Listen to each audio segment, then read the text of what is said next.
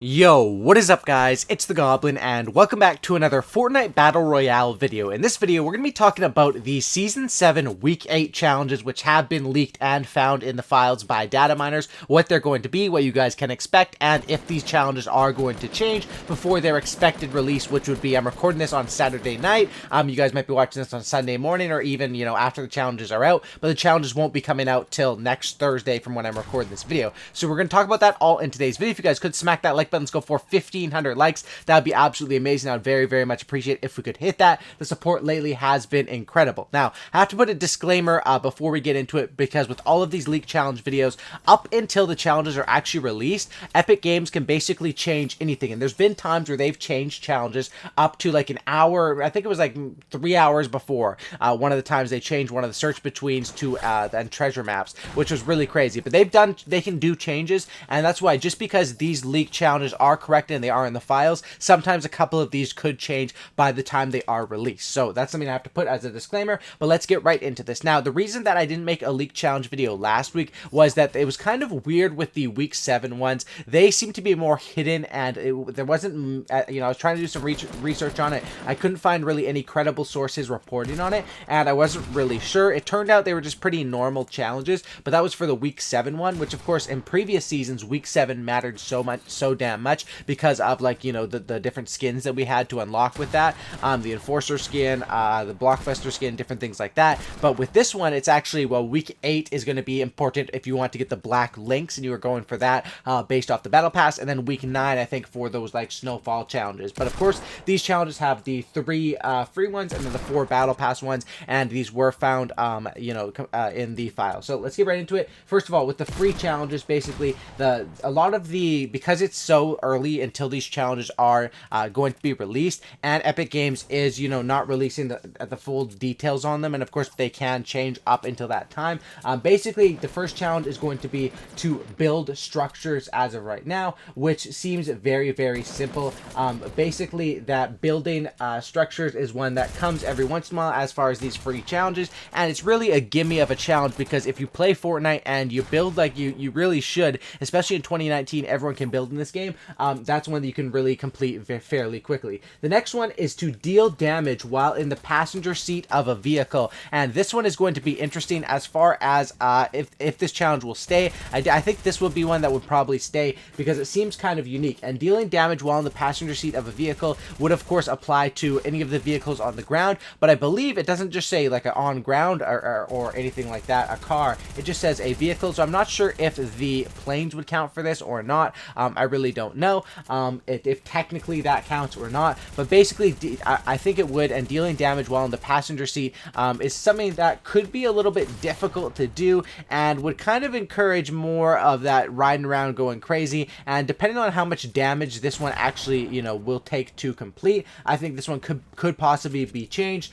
or we'll just have to see the actual damage amount, which we don't know as of right now. And the next one is the third and final free challenge, which is to eliminate opponents with explosive weapons. And this one we've seen before. Of course, eliminating people with explosive weapons is easiest done with, well, in the game right now, you have the grenade launcher, basically, which is the noob tube, the 6 of them that shoot, and you can basically, they're really good at destroying people's builds. The RPG and the quad launcher, and getting eliminations with those, basically just get enemies weak. And once you have enemies weak, the biggest thing about those explosives, except for, well, I guess kind of for the grenade launcher as well, but you kind of have to bounce it, is making sure that you have height advantage above people. And if you have that height advantage, shooting down on them with the rockets is very easy to get those eliminations, especially if you have someone weak off of the pre-damage when you hit them before, when you're rushing them with your AR or something like that. Next, we have the battle pass challenges, and of course there's going to be 4 of those. The first one is going to be to search chests, and of course, dating back to all the older seasons, we had some search chest ones,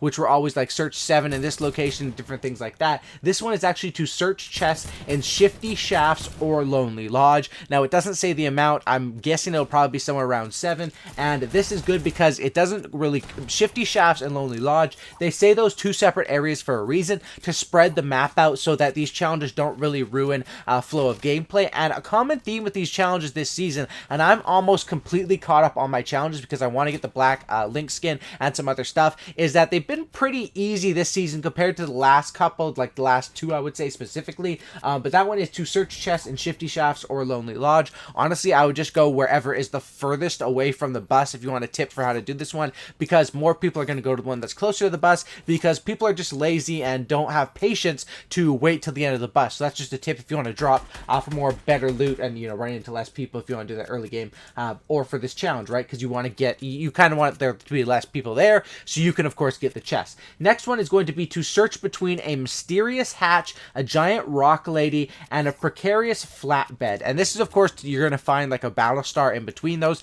These challenges have been like, were staples in the game back in a couple seasons ago. They kind of took them out for a while, but now it looks like they're coming back, not full-fledged on every single week, but we've seen more of them this season. And for this one, what I would recommend doing is simply look up, after the challenges are released on Thursday, look up a guide and just type that into Google or YouTube. There's going to be tons of like 1-second tutorials, or not 1 second, but, you know, 15-second tutorials showing you the location on the map. You just go there and grab the battle star, or you can of course figure out the riddle yourself if you want to. The mysterious hatch, a giant rock lady, and a precarious flatbed. I kind of have an idea of the part of the map I think it's going to be, but of course some people might like to figure those out for themselves, you know, so I'll leave that one up to you guys.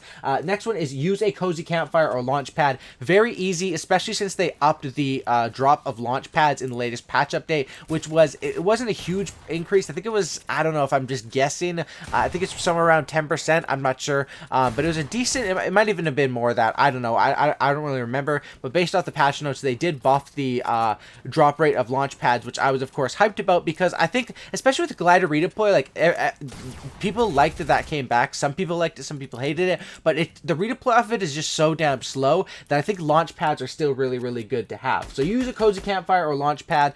This is one that could be a possible placeholder, because this seems like such an easy challenge, so maybe this one could be replaced with another challenge for the next week, but that's what it's looking like as of right now, unless that does change, like of course it can. And the next one is going to be a staged visiting challenge, and these ones are kind of tough. They're more like you just sort of, you can't complete them naturally, you have to go out of your way to complete them. They're not that tough, they're more time consuming, which is what these challenges really are, especially if you're looking up guides and different things like that. So this one's going to be to visit Paradise Palms and Salty Springs in a single match. Pretty easy, because Salty is so central on the map. If you land Paradise, move into that. Next is to visit Junk Junction and Loot Lake in a single match. Same thing, you can do that one pretty easily, just because the flow of the map and the flow of the storm would pretty much usually lead you that way, towards, you know, the majority of the middle of the map. And the final stage is to visit Haunted Hills and Wailing Woods in a single match, which this one might be a little bit more difficult. Maybe grab a one of those quad crushers over by that little racetrack after you visit Haunted Hills and zip over there, or maybe get an airplane. If I don't think there's many airplane spawns around there though, so